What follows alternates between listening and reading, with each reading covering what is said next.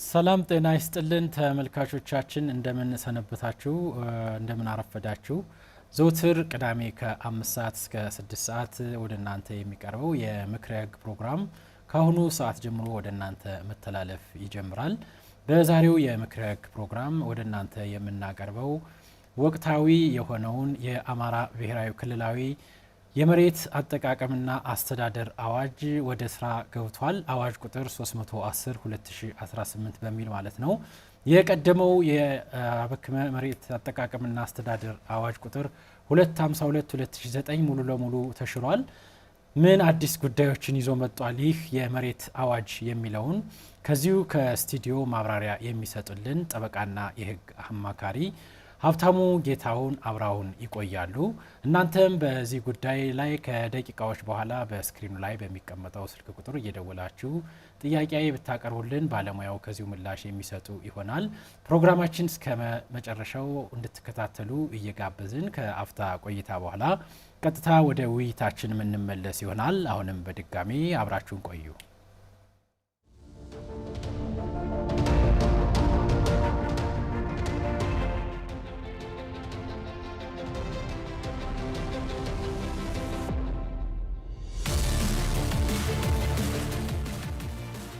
ምክረ ህግ ተኮር መረጃዎችን ከተመልካቾች ጥያቄ ጋር በአማራ ሚዲያ ኮርፖሬሽን ብቻም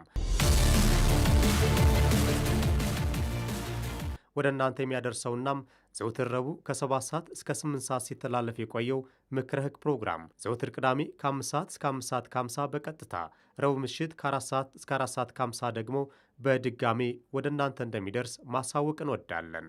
ምክረ ህግ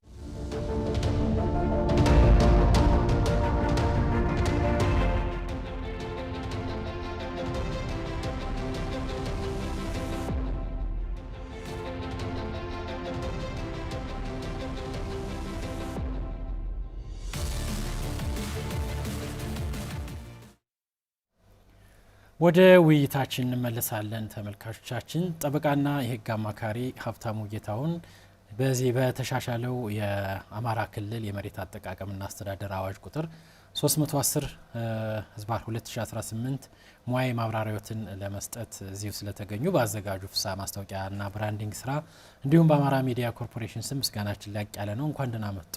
እንኳን ደህና ቆየ ፍስሐ። እኔም አመሰግናለሁ ስለጋበዝክ።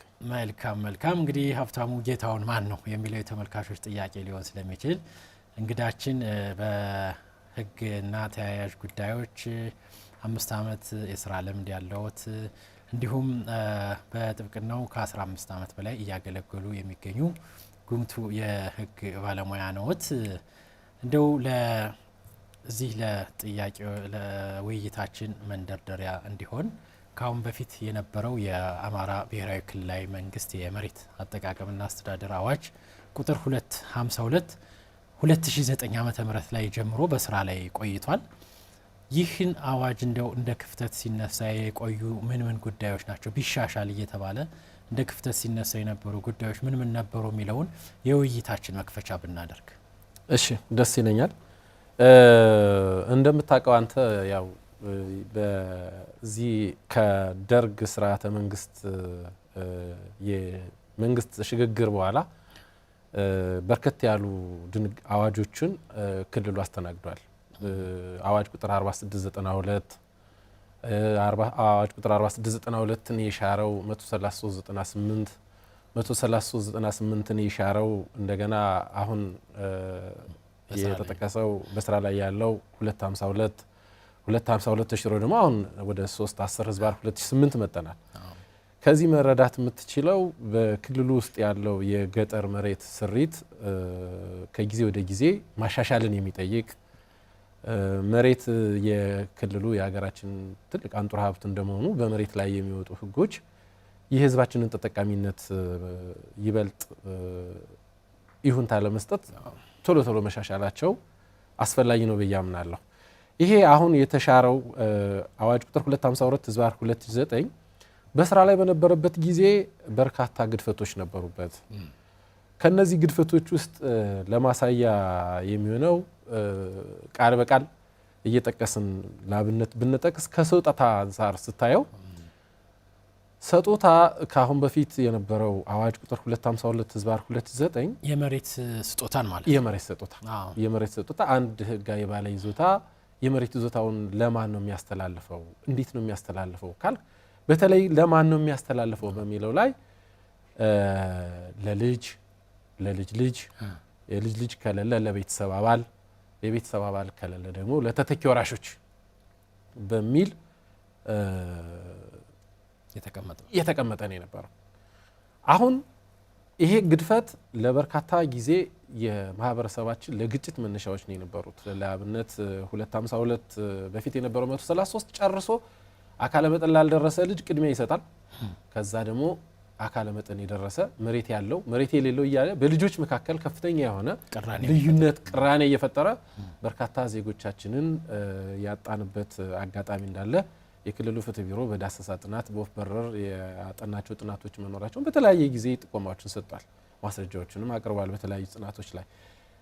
ከዛም 252/2009 ከመጣ በኋላ ደግሞ ይሄ በልጆች መካከል ያለውን በትንሹም ቢሆን ያጣጣምኩ በሚመስል መንገድ ለልጆች ለልጅ ልጅ የቤተሰብ አባል እና ተተኪ ወራሽ በሚል ለመሬት ባለ ይዞታው ማለት ለመሬት ባለ ይዞታው ልጆች ለመሬት ባለ ይዞታው ልጆች ብቻ ለልጅ ይላል። ከዛ ለልጅ ልጅ የቤተሰብ አባል ከሌለ ተተኪ ወራሽ ይላል። ይሄ በፍትሐ ብሔር ሕጉ እንዲሁም በቤተሰብ ሕጉ በስጋ ዝምድና የተሳሰሩ ዘመዳሞች መካከል ከመሬት ሰጦታ ባህሪ አንጻር ከፍተኛ የሆነ እርስ በርስ ግጭት ያመጣል። ዜጎች ወይም እህትና ወንድም ታላቅና ታናሽ እርስ በራሳቸው እንዲጠፋፉ መሰረት የሆነ አዋጅ ነው የነበረው። አሁን የመጣውን ከዚሁ ጋር ተያይዞ በንጽጽር ስናየው አዋጅ ቁጥር 310/2008 ግን የአንድ የመሬት ባለ ይዞታ የሆነ መሬት በሰጦታ ለማስተላለፍ በቅድመ ሁኔታነት የተቀመጠው በዘመዳሞች መካከል በቤተሰብ ሕጉ የዝምድና ደረጃ ባላቸው ሰዎች መካከል ሰጦታ በማድረግ ሰጦታ ማስተላለፍ የሚቻል መሆኑን አንዱን ይደነግጋል። በሁለተኛ ደግሞ በስጋ ዝምድና ከሌላቸው ሰዎች በይጦረኛል በሚለው ሰው የይጦረኛል የውል ስምምነት ማድረግ ተተቻለ ይሁል የይጦረኛል ውል ስምምነቱ የውሉ ህጋዊነት ተመርምሮ ህጋዊነቱም ተመዝኖ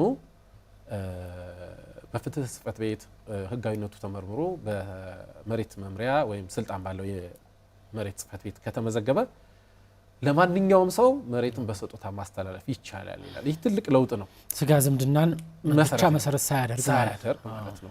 ካሁን በፊት የነበረው በዝምድና መካከል በስጋ ዘመዳሞቹ መካከል ልዩነት ይፈጠር ነበር።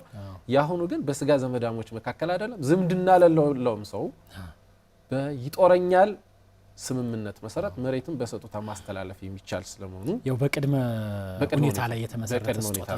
በጦሩን ካቆመ ያ ሰው ይነጠቃል፣ መሬቱን ይነጠቃል። የሰጦታው ሊፍረስልኝ ጥያቄ ይነሳል። ይሄ የሰጦታው ሊፍረስልኝ ጥያቄ አሁን ካነሳው አንጻር ካሁን በፊት የመሬት ሰጦታው ከተደረገ በኋላ የሰጦታው ፈራሽ ለማድረግ የይርጋ ጊዜ ገደብ ነበረው አልነበረውም የሚል እንደምታውቀው አወዛጋቢ ነው የነበረው። በአዋጅ ቁጥር 252 አንድ ባለ ይዞታ ሰጦታውን በሰጦታ ካስተላለፈ በኋላ መልሶ ሊጦረኝ ሊንከባከበኝ አልቻለም ተራብኩ ተጠማሁ የሚል ሆኖ በተገኘ ጊዜ የሰጦታ ይፍረስልኝ ጥያቄው መቼ ነው የሚያስተናግደው፣ መቼ ነው ክስ የሚያነሳው፣ ክሌም የሚያደርገው መቼ ነው በሚለው ላይ ወደ ፍትሐ ብሔር ሕጉ በመሄድ የጊዜ ገደቡን በተመለከተ ወደ ፍትሐ ብሔር ሕጉ እየሄድን አንድ 10 ዓመት ነው ከውል ይፈጸምልኝና ውል ይፍረስልኝ ጋር ይላል።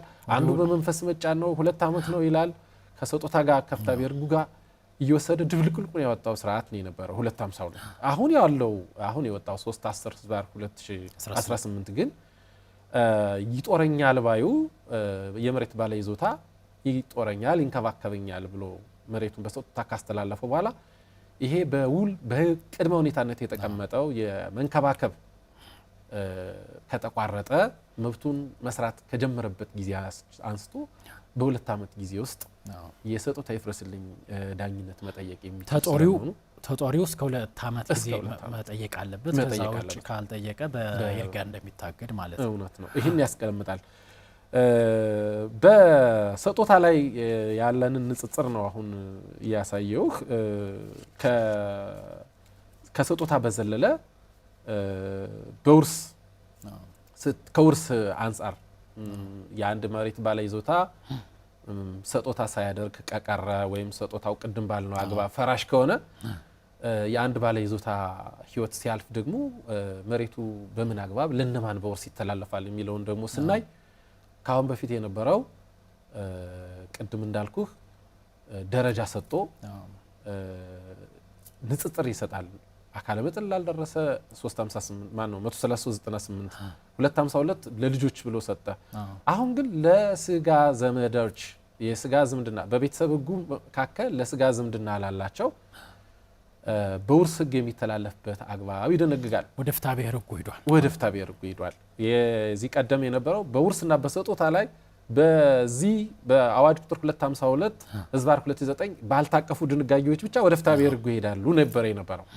310 ህዝባር 2018 ግን ሙሉ በሙሉ ወደ ፍትሐ ብሔር ህጉ በውርስ ህግ አግባብ በሚዳኝበት አግባብ አንድ የመሬት ባለ ይዞታውን በሰጦታ ካልሰጠ ወይም ሰጦታ ኑዛዜም ካላደረገ ህጋዊ የሆነ ኑዛዜ ከሌለው ኑዛዜውን ፈራሽ ከተደረገ መሬቱ ለወራሾቹ ለስጋ ዘመዶቹ በውርስ የሚተላለፍ ስለመሆኑ አንዱ መሰረታዊ ለውጥ የዚህ አዋጅም ይሄ ነው ተብሎ ነው የሚታመነው። መሰረታዊ ለውጡ ይሄ አሁን በፊት የነበረው የአቅም መጠን መሰረት በማድረግ ወራሾች አንተ ነጋዴ ነህ፣ ብዙ ገንዘብ አለህ፣ አንተ የመንግስት ሰራተኛ ነህ፣ መሬት አይገባህም የሚለውን አንተ በክልሉ ውስጥ ኗሪ አይደለህም የሚለውን ሁሉ ያነሳል። መሰረታዊ ነው የተባለው ይሄ ነው። ከዚህ አንፃር በጣም ትልቁ ነጥብ አሁን ያነሳው እኔም ልመጣበት የነበረው ነገር ምንድነው የመንግስት ሰራተኛ ሆኖ ከወላጆቹ መሬት መውረስ የማይቻልበት ነጋዴ ሆነ አነስተኛ ገቢ ያለው እየተባለ የጽዳት ተላላኪ ዝቅተኛ የደሞዝ መጠን ተብሎ የተወሰነ ይሞከር ነበር። በክልሉ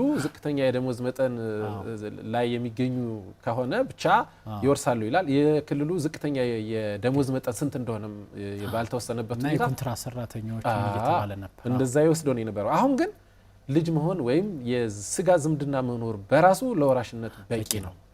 ምንም ቅድመ ሁኔታ አያስፈልግም። የመንግስት ሰራተኛም ሁን ተሿሚም ሁን ነጋዴም ሁን ኢቭን እናንተ አሁን በሙያ ፈቃድ አወጣን የምንሰራ ሰዎች ከወላጆቻችን በውርስ የሚተላለፍ የይዞታ መሬት ካለ እኛንም የሚጋብዝ ህግ ሆኖ ነው የተገኘውና ይሄ ትልቅ መሰረታዊ ለውጥ የተደረገበት ነው። ሌላው ከአሁን በፊት የነበረው የገጠር መሬት አዋጅ ቁጥር 252 አሁን በስራ ላይ እንዳይውል የተደረገው የገጠር መሬት አዋጅን ስታየው ከመሬት ይዞታው ላይ የተደረጉ የንብረት ማፍራት መብቶች ጋር ተያይዞ ትልቅ ለውጥ አለው። አንድ የመሬት ባለ ይዞታ እንግዲህ እንደምታውቀው መሬት የማይሸጥ የማይለወጥ የኢትዮጵያ የህዝብና የመንግስት ሀብት ነው።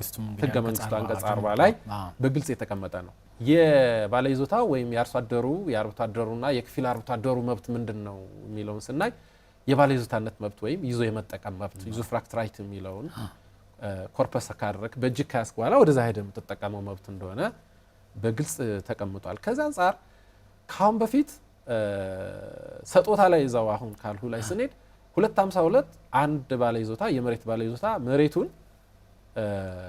የመሬት የባለ ይዞታነት መብቱን ላልተወሰነ ጊዜ ይዞ የመጠቀም መብቱን ደግሞ ለተወሰነ ጊዜ በሚል ለተለያዩ ሁለት ሰዎች ሰጦታ ማድረግ እንደሚቻል ይደነግግ ነበረ። ታስታውስ ከሆነ የባለ ይዞታነት መብትና ይዞ የመጠቀም መብት ብሎ በሁለት ከፋፍሎት ነው የነበረው። 252 ማለት 252 ያንን ለአንድ አርሶ አደር ለአንተ የባለ ይዞታነት መብቱን በሰጦታ ይሰጣሉ፣ ለኔ ደግሞ ይዞ የመጠቀም መብቱን ለተወሰነ ጊዜ ገድበው እንደ ኪራይ ማለት እንደ ኪራይ አድርጎ ኮንትሮቨርሻል የሆነ ለአፈጻጸም ምቹ ያልሆነበት እድል ነው የነበረው። አሁን ግን የባለ ይዞታነት መብቱንም ይዞ የመጠቀም መብቱንም ነው ቅድም ባልኩህ ለስጋ ዘመዱ አልፎም በይጦረኛ አልባዩ ማስተላለፍ የሚችለው ሁለቱም በአንድ ለአንድ ሰው እንደሆነ አድርጎ ነው የሚለው። ለሁለት ባለ ይዞታዎች ሰጦታ ሲሰጥ ግን ከፍተኛ ግጭት ነው የነበረው። አልምቼዋለሁ ያለማውትን መሬቱን ያዳበርኩትን ያክል መጠን ሳልጠቀም የባለ ይዞታነት መብት ያለው ሰው ሊነጥቀኝ አይገባም በሚል የሚነሱ ክርክሮችን አስቀርጠት ከባድ ነበር። እልባት ለመስጠትም አስቸጋሪ ነው የነበረው። ሌላው ከመሬት ለውጥ ውል ጋር ተያይዞ እጅግ ትልቅ ለውጥ ነው። በእርግጥ ይሄ የክልሉ ገጠር መሬት አዋጅ 310/2018 አብዛኛውን የቀዳው ከፌዴራሉ ገጠር መሬት አዋጅ 1324/2016 ነው። መነሻችን ያ ነው። ከዛ የመጣውና በጎ ወደ ክልሉ ተጨባጭ ነባራዊ ሁኔታ መጣው ደግሞ በአዋጅነት የተቀረጹት ቀላል አይደሉም። የመሬት ለውጥ መሬት መለዋወጥ የሚቻለው በ252 በገጠር መሬት አዋጁ 252 ወይም በተሻረው ለውጥ ማድረግ የሚቻለው በአንድ ቀበሌ ውስጥ የሚገኙ ሁለት ባለ ይዞታዎች መሬታቸውን ለማቀራረብ ወይም ፍትሐ ገጠም ለማድረግ ዓላማ ሲሉ መለዋወጥ ይችሉ ነበር። እንዲሁም በአንድ ወረዳ ውስጥ ያሉ የተለያዩ ቀበሌ ነዋሪዎች መለዋወጥ እንደሚችሉ ያሳይ ነበር። አሁን ግን ከዛ በዘለለ በጣም በሚገርም ሁኔታ አንድ ወረዳ ላይ ያለ አርሶ አደር ከሌላ ወረዳ ካለ አርሶ አደር ጋር የመሬት ለውጥ ውል ማድረግ እንደሚቻል፣ በተለያዩ ሁለት ወረዳዎች መካከል የመሬት ለውጥ ውል የሚደረግ ከሆነ የመሬት ለውጥ ውሉ በዞን ደረጃ ተመዝግቦ ዞኑ መዝግቦት ለውጥ ማድረግ እንደሚቻል፣ በተለያዩ ክልሎች ኢቭን የፌዴራሉ በተለያዩ ክልል ነዋሪዎች መካከል የመሬት ለውጥ ውል እንደሚደረግ 1324 በግልጽ አስቀምጧል። እኛ ያው የክልል ህግ ስለሆነ ያወጣ ነው 310 የክልሉ ስለሆነ በሁለት ወረዳዎች መካከል በሁለት ዞኖች መካከል ለምሳሌ አዊ ዞን ላይ ያለ አንድ አርሶ አደር ደቡብ ጎንደር ዞን ላይ ካለ አንድ አርሶ አደር ጋር በኩታ ገጠም ሊያደርግ የሚችልበት እድል ፈቅዷል። በተለይ አጎራባች የሆኑ ዞኖች ለምሳሌ ምዕራብ ጎጃምን ከአዊ ጋር ብታያይዘው ኩታ ገጠም ለማድረግ በአዊ ዞን ያለ አርሶ አደር በምዕራብ ጎጃም ዞን ከሚኖር አንድ አርሶ አደር ጋር የመሬት ለውጥ ውል ማድረግ የሚቻል መሆኑን መፍቀዱ ትልቅ ምርታዊ ለውጦች ናቸው። የፌዴራሉ ደግሞ ጭራሽ ከክልል ክልል ነው የትግራይ ክልል ያለ የትግራይ ክልል አማራ ክልል ይሄ በጣም ትልቅ መሻሻሎች ያየውበት ሆኖ ነው ያገኘሁት። የመሬት ለውጥ ውል ይሄ ነው። ሌላው የመሬት ለውጥ ውል፣ የሰጦታ ውል፣ ኑዛዜ፣ በጋራ የማልማት መብቶችና ሌሎች በርካታ ከመሬት ጋርና በመሬቱ ላይ ከሚገኙ የማይንቀሳቀስ ንብረት ጋር ተያያዥ የሆኑ ንብረቶችን ከመሸጥ ከማስተላለፍ ጋር ተያይዞ ካሁን በፊት የውሉን ህጋዊነት የመመርመር ጉዳይ በአዋጁ ላይ ምንም ሰፍሮ አናገኝም ነው የነበረው። በ252 ተሻረው ማለት ነው። ተሻረው ላይ 252/2009 አሁን ለምሳሌ የሰጦታ ውል ይመዘግበዋል ማን? መሬት ጽሕፈት ቤት። የውሉን ህጋዊነት ማን ነው የሚመረምረው ነው። አሁን ፍርድ ቤቱን የሞላው ለአርሶ አደሩ ማህበረሰብ ፍርድ ቤት ተቆልቁሎ እንዲውል ካደረጉ መሰረታዊ የክርክር ምክንያት የሆነው የአንድ የመሬት ሰጦታ ቢደረግ የመሬት ሰጦታው የውሉ ህጋዊነት ያንን የመመርመር ስልጣን የማን ነው የሚለው ለማንም ያልተሰጠ ብቻ ውሉ መመዝገብ አለበት የሚለው ብቻ ነው የነበረው። አሁን ግን 310/2018 በግልጽ የውሉ ህጋዊነት በፍትህ ጽሕፈት ቤት ቀርቦ የመረጋገጥ። መልካም አንድ ስልክ እንቀበልና እንግዳችን እንመለሳለን። ሄሎ ሄሎ። አቤት፣ ማን እንበል? ከየት ነው? አባይ ማዶ ነው። አባይ ከባህር ዳር ማለት ነው? አዎ። እሺ፣ ጥያቄዎትን እስኪ በዚህ ጉዳይ ላይ ጥያቄማ ሄሎ፣ እየሰማነዎት ነው። ጥያቄዎትን ያቅርቡልን። ቦታ ነበረ ባለበት ነው። ምን ነበረ? እና ገሽተን ሄሎ፣ ይቆራረጣል ስልኩ። በ2007 ነው የገዛነው። ምንድን ነው መሬቱ? የከተማ ቦታ ነው የእርሻ መሬት ነው? የገበሬው ነው ገበሬው። እሺ።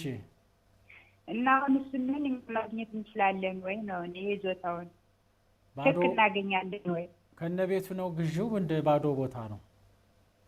እስከ ቤት ነው የገዛነው። ስንት ካሬ ነው? አሁን አዲሱ ድልድይ እየደረሰበት ስለሆነ የቀበሌ 9 ሊፈርስ እየተደላደለ ነው። ገናኛ ላይ ነው ያቆመ እና እኛ እናገኛለን ወይ ለማለት ነው። ስንት ስፋቱ የኔው ራሱ 150 ነው። እሺ፣ ምላሹን ይከታተሉ። አይን አዲስ ወይዘሮ አይን አዲስ ወይም ወይዘሪት ስለደወሉ እናመሰግናለን። ወደ ኋላ የምናየው ነው የሚሆነው። ከአውቴንቲኬሽን ላይ ነን። ይሄ የውሉን ህጋዊነት በፍትህ ጽሕፈት ቤት መጀመሪያ የሰጦታ ውሉም ሲደረግ የኑዛዜ ውልም ሲደረግ የጋራ የማልማት መብትም ሲደረግ በቀጥታ ውሉ መጀመሪያ ሄዶ ሊታይና ሊመረመር የውሉ ሌጋሊቲ ወይም ህጋዊነት የሚመረመረው በፍትህ ጽሕፈት ቤት እንደሆነ ፍትህ ጽሕፈት ቤቱ እውቅና ከሰጠው በኋላ በወረዳው በመምሪያ በክልል ቢሮ እንደየደረጃው የምዝገባ ስርዓት እንደሚካሄድ ትልቅ እውቅና ሰጥቷል።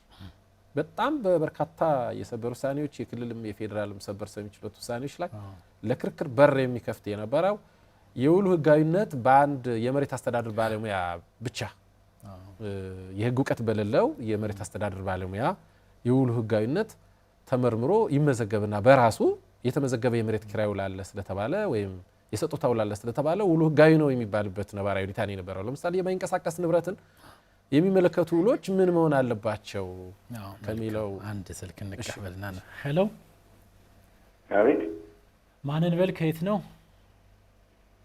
ጸጋ እባላለሁ ከሰሜን ወሎ ዞን ጋዞ ወረዳ። እሺ አቶ ጸጋ እስኪ ጥያቄዎትን በዚህ ባነሳ ነው አርዕስት ዙሪያ በዚህ አዲሱ የመሬት አዋጅ 310 ዛሬ 28 ነው እየተከታተልኩ ያለሁትና። እሺ ይሰማል? እየሰማ ነው። ይቀጥል። እና ባለፈው የውርስ ምናምን የቁም ኑዛዜ ምናምን ነበር በ252 ላይ። እሺ አሁንስ እንዴት ነው? ውርሱ የወረሰው ልጅ ለምሳሌ ትልቅና ትንሽ አሉ። እኛ ጋር እዚሁ ለመናገር ያህል ማለት ነው። እና ትንሹ አሁን ቢወርስ አሁን በአዲሱ መሻር ይችላል ወይስ አይችልም የሚል ጥያቄ ለማንሳት። ትንሹ ማለት ከ18 ዓመት በታች ማለት ነው? ኧረ 18 ዓመት በላይ ነው ልጁ። ሁሉ ጥያቄ ይኖሮታል ምናምን እንደገባኝ አቶ ጸጋ ምናልባትም ይሄ አዋጅ ቁጥር 310/2018 ከመውጣቱ በፊት የተወረሰ የገጠር መሬት ወራሽ የሆነ አካል ወርሶ ህጋዊነቱን አረጋግጦ የያዘውን አሁን ድጋሜ ሌሎች ወራሾች መቀስቀስ ይችላሉ፣ መንካት ይችላሉ፣ መብት ማቋቋም ይችላሉ አይችሉም ነው ጥያቄዎት? አንድ እሱ ነው። አንድ እሱ ነው። እሺ ሌላስ? ትክክል ነው። ሁለተኛው እዚሁ ላይ እንዳለ ለምሳሌ ሴትዮዋ ባለፈው ዓመት እንትን ብሎ ያው ከዚህ ዓለም በሞት ተለዩ። እሺ አሁን በስንት ጊዜ ነው እንትን ውርስ አዋጅ አሳውጀን መጠየቅ እንችላለን በአሁኑ መመሪያ ወይስ አንችልም ለማለት ነው? እናመሰግናለን። አሁን ግልጽ ነው ጥያቄው። ሁለቱንም ጥያቄ ምላሽን ይከታተሉ። አቶ ጸጋ ከሰሜን ወሎ ስለደወሉ እናመሰግናለን። እሺ ግልጽ ነው ሁለቱም ጥያቄ። ስለዚህ የአውተንቲኬሽን እንትን እንባልና አውተንቲኬሽን እንቋጨው ወደ ሌላው ሰነድ። ይሄ በአውተንቲኬሽን እና በሬጅስትሬሽን መካከል ላይ ሁለቱም አሁን ከዚህ በኋላ የመሬት ሰጡታ ውል አለ የለም እና መሰል ጥያቄዎች የሚስተናገዱት በህግ ባለሙያም የታገዘ እንደውም በአዋጁ ላይ ተው ከሆነ ተቋሙ አዲስ የተቋም አደረጃጀት መዋቅር እንደሚዘረጋ የመረጃ አያያዙም የተለየ እንደሚሆንና የሰው ኃይል ቁጥሩንም በህግ ባለሙያ የሚጋብዝ እንደሆነ ገምታለሁ። ያ ካልሆነ የህግ ባለሙያ ካልገባበት እነዚህ ውሎች ህጋዊነት የሚመረምር አካል ከሌለ ውጤት አልባ ስለሚሆን በዛ መንገድ መቀረጹ በጣም የተሻለ ፍትህ እናገኝበታለን ብዬ አስባለሁ። መልካም አንድ ስልክ እንቀበልና ጥያቄዎቹን ሶስቱንም ጥያቄ በአንድ ላይ አሁንም እንቀበለን ጨምረን ምላሽ እንሰጣለን። ሄሎ አቤት፣ ጤና ይስጥልኝ። ከየት ነው ማንን በል? እዚህ ባህር ዳር ዙሪያ። እሺ እስኪ በዚህ ባነሳ ነው ዙሪያ ጥያቄዎት። ኦኬ እሺ፣ የመሬት ውርስ ከ18 ዓመት በታች ይቻላል ወይ? እሺ መልካም። እሺ ወይዘሮ አስቴር ወይም ወይዘሪት አስቴር ከባህር ዳር ስለደወሉ እናመሰግናለን። ምላሹን ይከታተሉ። ከ18 ዓመት በታች ነው ያሉት። አውተንቲኬሽኑን እንቋጭና እሺ በቃ ይሄንን ወደዛ እንሂድና ወደ ሌሎቹ ነጥቦች እንሂድ ከጊዜ አንፃር። ይሄ ከአውተንቲኬሽን እና ከሬጅስትሬሽን ጋር ተያይዞ ያለው ጋፕ በዚህ እንዲሞላ መደረጉ ትልቅ እንድምታ አለው ብዬ አስባለሁ። ሌላው በከተማ ወሰን በተጠቃለሉ እና ርክክብ ያልተደረገባቸው ይዞታዎችና በከተማ ክልል የተጠቃለሉ የገጠር መሬት ይዞታዎች ውስጥ የሚገኙ ባለ ይዞታዎች በመሬቱ ላይ ያፈሩትን ሀብት ወይም መሬት በመሬቱ ላይ ያለ ቤት ግንባታ፣ ከርሰ ምድር ውሃ ሊሆን ይችላል፣ ቋሚ አትክልቶች ሊሆን ይችላል። እነዚህን እንዲሸጡ እንዲያስተላልፉ ለሶስተኛ ወገን እድል መሰጠቱ ትልቁ ቡራኬ ወይም ትልቁ በረከት የአዋጁ ለውጥ ነው። ለረጅም ጊዜ በአዋጁ በህገ መንግስቱ አንቀጽ 40 ንዑስ 3 ላይ ያለው የተፈጻሚነት ወሰኑ በመሬት ላይ የሰው ልጅ በሀብቱ በጉልበቱ በፈጠራ ችሎታው ያፈራቸውን ሀብቶች አንጡራ ሀብት የምንለውን የመሸጥ መብቱ ተገድቦ ነው የነበረው። ነገር ግን አሁን ላይ ይህንን በቦታው ላይ የሸጠው መልካም አንድ ስልክ እንቀበልና እንመለሳለን። ሄሎ አቤት። ማንን በል እስኪ ጥያቄዎትን ያቀርቡልን። ከጃዊ ወረዳ ጌታ ነው ስንታየው። እሺ አቶ ጌታ ነው እስኪ ጥያቄዎትን። እንትን ነበረ አሁን የተመጣው አዋጅ ማለት ነው። እሺ እኛ አጋጣሚ የፍርድ ቤት መሬት ነበረ። የፍርድ ቤት መሬት ማለት ፍርድ ቤት ጋር ክርክር የነበረበት መሬት ማለት ነው። እሺ እሺ ይቀጥል። ይሰማል፣ እየሰማ ነው። ይቀጥሉ። እና ክርክር የነበረበት መሬት ነበረ። ያንን ረጅም ጊዜ እንከራከርበት ቆይተን ከዛው ያለው በባለሙያ አማካኝነት አፈጣጠም አልፈጸም ብሎ ውሳኔ አርፎበት እያለ እሺ ያኛው በጉልበት የመጠቀም መብት አለኝ ብሎ እያለ ስለሆነ አዋጁ ይከለክላል ወይስ ይፈጸማል? ምንድነው ክርክሩ? በወራሾች መካከል ሲደረግ የነበረ ነው? ምንድነው የክርክሩ ይዘት የነበረው? ሰውየው አበል ተጠምዶ እንደነበረ መሬት ይገባኛል ብሎ ይዞብን። እሺ እና የክርክሩ ውጤት ማን ነው? የተጠመነው ሰው ነው የተፈረደለት? ባለመሬቶቹ ናቸው? ባለ ይዞታ ላይ ውሳኔ አርፎን ከዛ ግን ያው አፈጻጸሙ ላይ ያው ስህተት እየተፈጠረ አስቸገረና ሰውየው እስካሁን ድረስ ይዞታ ይገባኛል ብሎ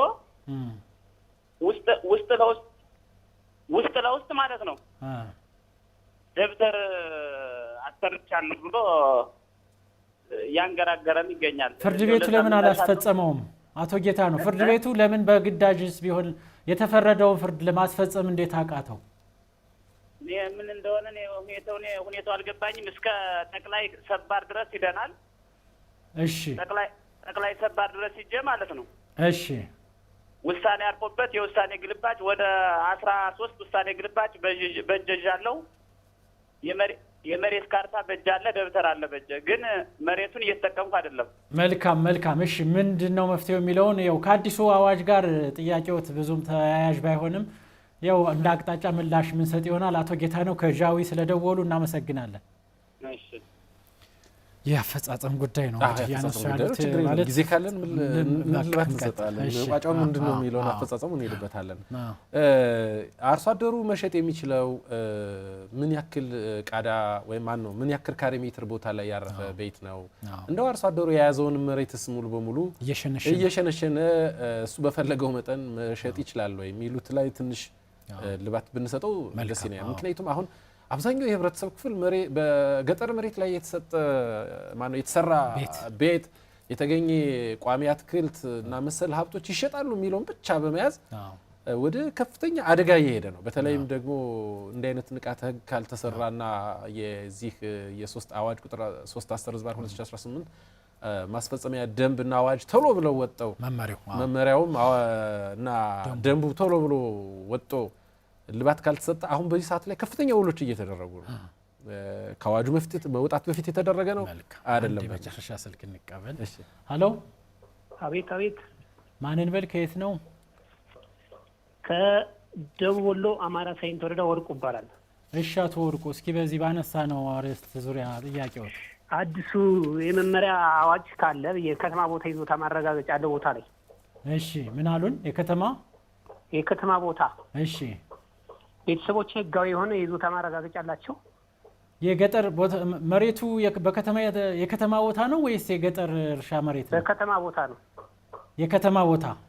አዎ መልካም አቶ ወርቁ አሁን ዛሬ እየተወያየን ያለ ነው የገጠር የእርሻ መሬትን ወይም ደግሞ በከተማ ክልል የገጠር ቀበሌዎች ነው በከተማ አስተዳደር ውስጥ የታቀፉ ወይም የተከለሉ የገጠር ቀበሌዎችን በሚመለከት ነው ውይይታችንና በከተማ ቦታ ጉዳይ ሌላ ጊዜ ውይይት ስናደርግ ምላሽ ምን ሰጠውት ይሆናል። ለዛሬው ስለደወሉ እናመሰግናለን አቶ ወርቁ ከደቡብ ወሎ። እሺ እናመሰግናለን። እሺ ምንድነው አንድ አሁን በከተማ ወሰን ተጠቃለው ርክክብ ያልተደረገባቸውና በከተማ አስተዳደር የተጠቃለሉ ነገር ግን አገልግሎታቸው ለእርሻ አገልግሎት የሚያገኙ መሬቶች ላይ ስላሉት ነው አሁን ምንዋል። አሁን እንዳልከው በእነዚህ ቦታዎች ላይ የተገነባ ቤት መሸጥ ይቻላል ሲባል እንዴት ነው የሚሸጠው? አንድ ባለይዞታ የመሬት ባለይዞታ መሸጥ የሚችለው ስንት ጊዜ ነው? ምን ያክሉን ነው ወደሚለው እንሂድ። አዋጁ በግልጽ በዚሁ በአዲሱ አዋጅ ያ 252 ማጨራሹ ነው የሚለው በዚህ ላይ ልንዋራም አንችልም። እና አንድ ባለይዞታ መሸጥ የሚችለው በ500 ካሬ ሜትር ቦታ ላይ ያረፈች ይዞታ ቦታ ላይ የተገነባ ቤት ከሆነ ብቻ ነው። ይሄ በተጠቃለሉ የከተማ አስተዳደር ርክክብ ያልተደረገባቸው የአገልግሎታቸው የእርሻ ይዞታ በሆኑ ቦታዎች ላይ ነው። 1000 ካሬ ሜትር ከ1000 ካሬ ሜትር ማነው 500 ካሬ ሜትር ከ500 ካሬ ሜትር በላይ መሸጥ መለወጥ አይችልም ነው በግልጽ ተቀምጧል።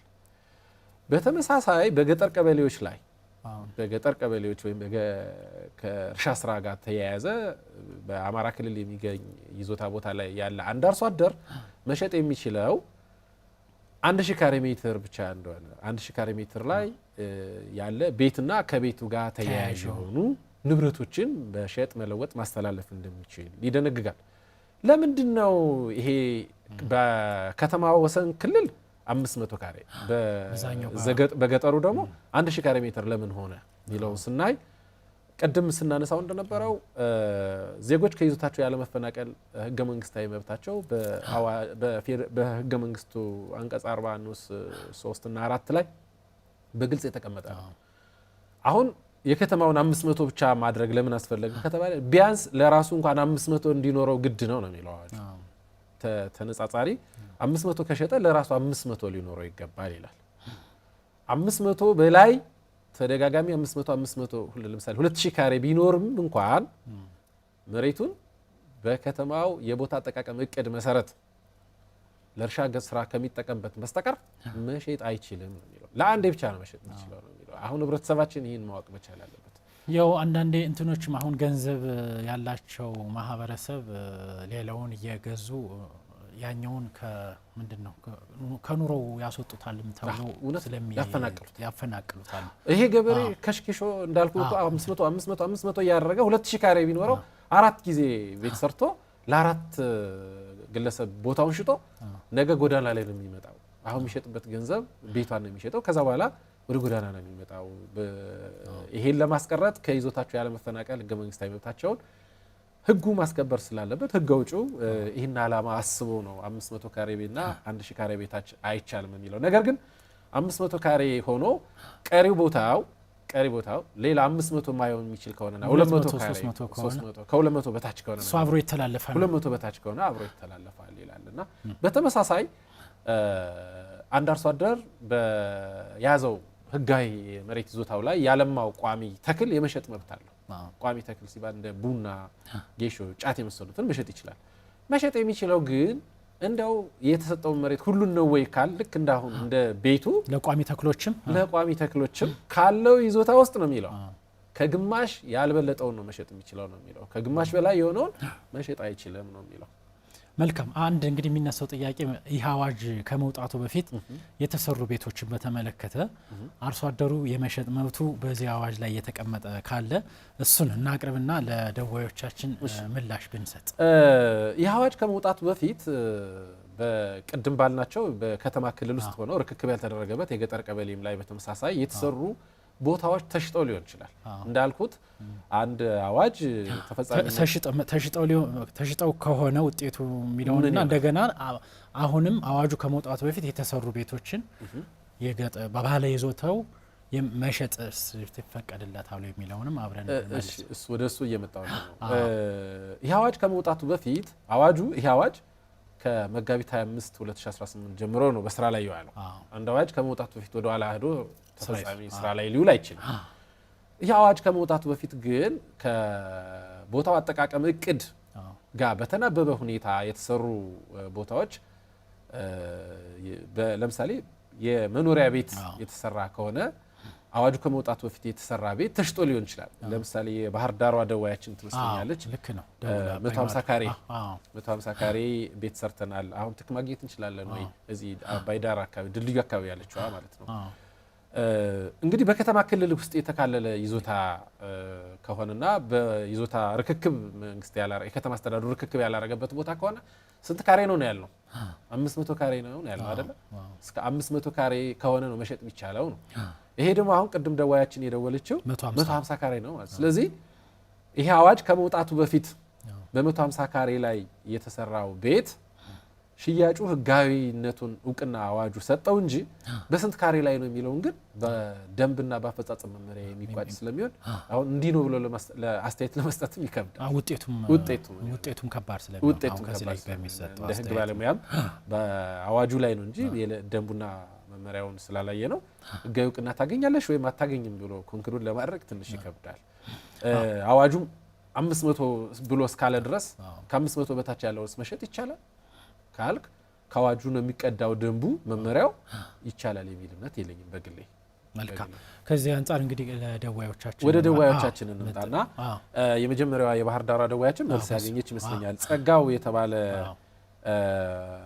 በውርስ አግባብ በቅድም ስናነሳው በነበረው በአዋጅ ቁጥር 252 የተወረሱ መብቶች እያሉ አሁን ላይ በአዲስ የወራሽነት መብት ማንሳት ይቻላል ወይ ለሚል ጥያቄ ተነስቷል። ብዙ ጊዜ የክልላችንን ፍርድ ቤቶች ያጨናነቀ የሚገኘው አዲስ አዋጅ በወጣ ቁጥር በተሻረው አዋጅ የተቋቋሙ መብትና ግዴታዎች እንደጸኑ ይቀጥላሉ የሚለውን ባለመረዳት ትናንት በነበረ አዋጅ በአዋጅ ቁጥር 252 ወራሽነታቸውን ያረጋገጡና መሬታቸውን ያጡ ሰዎች አሁን ላይ በአዲስ በአዋጅ ቁጥር 310/2008 ዳኝነት ሊጠይቁ የማይችሉ ስለመሆኑ የመሸጋገሪያ ድንጋጌው ላይ በግልጽ ተቀምጧል። የትኛውም አዋጅ 252ም 133/98ም ላይ አስቀድመው የተሰሩ መብትና ግዴታዎች እንደረጉ ይቀራሉ እንደጸኑ ይቀጥላሉ ነው የሚለው። ከዚህ አንፃር አሁን ላይ በዚህ አዋጅ አዲስ ዳኝነት ጥያቄ መጠየቅ